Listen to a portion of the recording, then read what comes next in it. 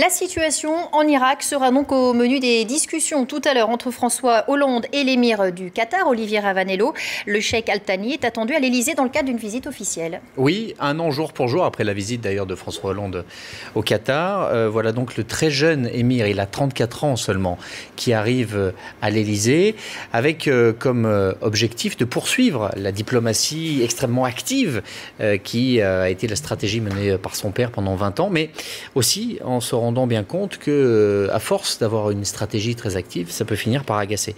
Pour comprendre pourquoi le Qatar est dans cette attitude depuis maintenant plusieurs années, pourquoi on les voit partout, faire des investissements, se mêler de diplomatie, de négociations, de combats en Syrie, il faut avoir en tête un élément. C'est un tout petit pays, le Qatar, qui est assis sur un trésor, sur des richesses immenses, et qui a vécu dans la hantise de subir le même sort que le Koweït quand, en 1990, cette petite province a été envahie par l'Irak. Il a fallu près de 7 mois pour que la communauté internationale réagisse. Les Américains, même à un moment donné, se sont demandé s'ils n'allaient pas regarder à côté et laisser faire Saddam Hussein. Cette intervention-là, c'est la hantise des Qataris. Donc, ils se sont dit une chose très simple, on va faire parler de nous, on va faire en sorte qu'on nous connaisse, pour que s'il nous arrive quelque chose, tout le monde soit au courant. Puis surtout, on va se faire des amis. Et si possible, des amis puissants. Parce qu'avoir des amis puissants, c'est la meilleure des garanties, c'est la meilleure des assurances-vie. Donc ils se sont impliqués dans quantité de dossiers. Ils ont investi là où ça pouvait aider des pays européens. Ils ont créé une chaîne de télévision, Al Jazeera, qui a permis de faire entendre leur voix. Ils ont soutenu et participé à des négociations entre pays arabes qui s'entendaient mal. Ils ont joué les go-between. Ils ont acheté ce qui est le plus filmé au monde, c'est-à-dire des clubs de foot, pour être sûr que sur le maillot, on voit le mot Qatar et que tout le monde se dise de part dans le monde, mais qui est ce petit État et qu'on s'intéresse à eux. Ils ont acheté des armes, alors à la fois aux Français et aux Américains, pour ne fâcher personne. Ils s'en sont servis quand on leur a demandé, par exemple, de participer à la coalition qui est intervenue en Libye, parce que, voilà, on leur a demandé, et ça rendait service d'avoir des pays arabes qui participaient, donc ils l'ont fait de bonne grâce. En gros, ils ont fait plaisir à leurs amis, en Europe, aux États-Unis, mais au bout d'un moment, être aussi actif, être présent partout, de n'entendre parler que du Qatar à longueur de journée, eh bien ça a beaucoup agacé leurs principaux voisins qui sont les Saoudiens et d'autres pays des monarchies du Golfe. Cette utilisation du soft power, c'est très bien, mais à un moment donné, ça a vraiment fini par agacer tout le monde. Il faut comprendre que c'est une visite délicate pour lui ? Oui, parce qu'en ce moment, l'Arabie Saoudite est en train de régler ses comptes avec le Qatar et qu'elle le fait de manière extrêmement violente. Il faut savoir que l'ambassadeur au Qatar d'Arabie Saoudite a été rappelé qu'il y a des conférences qui se passent très très mal entre les deux pays, qu'on est dans ce que certains appellent une guerre froide à l'intérieur même des pays et des monarchies du Golfe. On va revoir cette carte pour vous permettre de voir qu'il y a un axe. Vous avez d'un côté l'Arabie Saoudite et Bahreïn, et puis de l'autre, deux petits États, le Qatar et le Sultanat d'Oman, mais qui jouent une diplomatie qui est assez aux antipodes. Le règlement de compte, il a eu lieu autour de l'Égypte. Le Qatar soutenait Morsi. Le Qatar soutient les frères musulmans. Et pour faire contrepoids, l'Arabie Saoudite a soutenu le maréchal al-Sisi et a soutenu le renversement de pouvoir et le renversement de Morsi. Le Qatar soutient les rebelles sunnites et l'Arabie Saoudite lui a barré le passage en essayant de faire élire à la tête du Conseil national syrien non pas le candidat pro-Qatar, mais un candidat qui lui était plus favorable. L'Arabie Saoudite essaye de se rapprocher de la France. Donc vous avez aujourd'hui un émir du Qatar qui vient à Paris pour s'assurer que la France est toujours son ami et pour s'assurer que les relations sont bonnes et pour ne pas rester tout seul face à ce bras de fer et à cet affrontement qui est engagé avec l'Arabie Saoudite.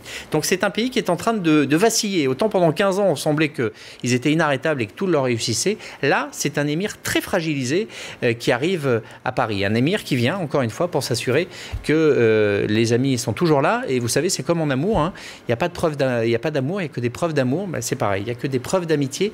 Est-ce que cette preuve d'amitié passera par l'achat de quelques rafales? C'est aussi ce qui est en jeu. Merci Olivier, c'était Le Monde en plus.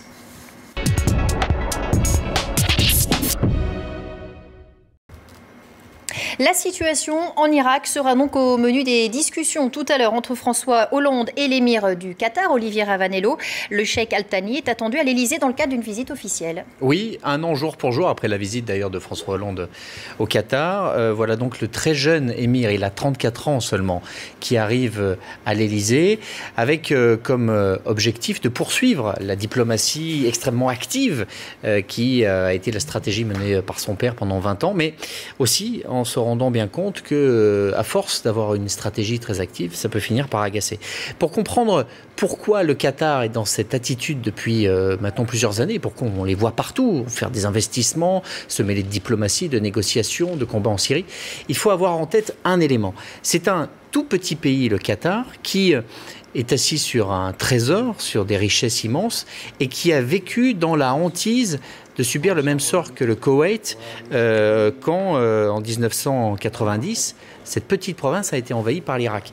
Il a fallu près de 7 mois pour que la communauté internationale réagisse. Les Américains, même à un moment donné, se sont demandé s'ils n'allaient pas regarder à côté et laisser faire Saddam Hussein. Cette intervention-là, c'est la hantise des Qataris. Donc, ils se sont dit une chose très simple, on va faire parler de nous, on va faire en sorte qu'on nous connaisse, pour que s'il nous arrive quelque chose, tout le monde soit au courant. Puis surtout, on va se faire des amis. Et si possible, des amis puissants. Parce qu'avoir des amis puissants, c'est la meilleure des garanties, c'est la meilleure des assurances-vie. Donc, ils se sont impliqués dans quantité de dossiers. Ils ont investi là où ça pouvait aider des pays européens. Ils ont créé une chaîne de télévision, Al Jazeera, qui a permis de faire entendre leur voix. Ils ont soutenu et participé à des négociations entre pays arabes qui s'entendaient mal. Ils ont joué les go-between. Ils ont acheté ce qui est le plus filmé au monde, c'est-à-dire des clubs de foot, pour être sûr que sur le maillot, on voit le mot Qatar et que tout le monde se dise de part dans le monde, mais qui est ce petit État et qu'on s'intéresse à eux. Ils ont acheté des armes, alors à la fois aux Français et aux Américains, pour ne fâcher personne. Ils s'en sont servis quand on leur a demandé, par exemple, de participer à la coalition qui est intervenue en Libye, parce que, voilà, on leur a demandé, et ça rendait service d'avoir des pays arabes qui participaient, donc ils l'ont fait de bonne grâce. En gros, ils ont fait plaisir à leurs amis, en Europe, aux États-Unis, mais au bout d'un moment, être aussi actif, être présent partout, de n'entendre parler que du Qatar à longueur de journée, eh bien ça a beaucoup agacé leurs principaux voisins qui sont les Saoudiens et d'autres pays des monarchies du Golfe. Cette utilisation du soft power, c'est très bien, mais à un moment donné, ça a vraiment fini par agacer tout le monde. Il faut comprendre que c'est une visite délicate pour lui ? Oui, parce qu'en ce moment, l'Arabie Saoudite est en train de régler ses comptes avec le Qatar et qu'elle le fait de manière extrêmement violente. Il faut savoir que l'ambassadeur au Qatar d'Arabie Saoudite a été rappelé qu'il y a des conférences qui se passent très très mal entre les deux pays, qu'on est dans ce que certains appellent une guerre froide à l'intérieur même des pays et des monarchies du Golfe. On va revoir cette carte pour vous permettre de voir qu'il y a un axe. Vous avez d'un côté l'Arabie Saoudite et Bahreïn, et puis de l'autre, deux petits États, le Qatar et le Sultanat d'Oman, mais qui jouent une diplomatie qui est assez aux antipodes. Le règlement de compte, il a eu lieu autour de l'Égypte. Le Qatar soutenait Morsi. Le Qatar soutient les frères musulmans. Et pour faire contrepoids, l'Arabie Saoudite a soutenu le maréchal al-Sisi et a soutenu le renversement de pouvoir et le renversement de Morsi. Le Qatar soutient les rebelles sunnites et l'Arabie Saoudite lui a barré le passage en essayant de faire élire à la tête du Conseil national syrien non pas le candidat pro-Qatar, mais un candidat qui lui était plus favorable. L'Arabie Saoudite essaye de se rapprocher de la France. Donc vous avez aujourd'hui un émir du Qatar qui vient à Paris pour s'assurer que la France est toujours son ami et pour s'assurer que les relations sont bonnes et pour ne pas rester tout seul face à ce bras de fer et à cet affrontement qui est engagé avec l'Arabie Saoudite. Donc c'est un pays qui est en train de vaciller. Autant pendant 15 ans, on semblait qu'ils étaient inarrêtables et que tout leur réussissait. Là, c'est un émir très fragilisé qui arrive à Paris. Un émir qui vient, encore une fois, pour s'assurer que les amis sont toujours là. Et vous savez, c'est comme en amour. Il n'y a pas d'amour, il n'y a que des preuves d'amour. Ben, c'est pareil, il n'y a que des preuves d'amitié. Est-ce que cette preuve d'amitié passera par l'achat de quelques rafales? C'est aussi ce qui est en jeu. Merci Olivier, c'était Le Monde en Plus.